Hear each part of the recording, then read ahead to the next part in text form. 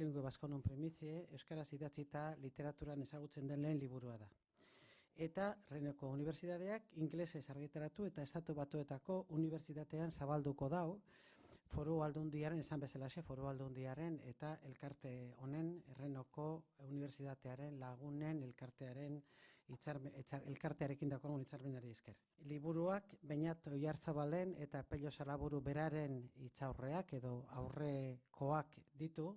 Euskal kulturaren inguruko klasikoak zentzuri zabalenean hoien berri emate inglesez. Zein jendak ez ditu ezagutzen. Hau da, euskaraz argitaratu den lehenbiziko liburua, ez 1555. Bersoak dira, bersoak idatzi zituen Etxeparek, eta bersoen artean badira erlijioaren inguruzkoak, badira naizta bera peiza zen, badira maitasunaren inguruzkoak, badira autobiografikoak ere, badira bera kontatzen du batean nola egon zen kartzelan beharnen, eta badira euskararen ingurukoak ere. Beraz, ez dira asko. Testu politak dira, nik uste dut liburua bera simbolikoki badu garrantzia, importantea da, baina nik liburua baino gehiago aprobetxatuko nuke, une hau azpimarratzeko atera diren liburu guztiak. Hauek, diputazioaren laguntzari gabe zingo litzateke, elirateke kalean egongo.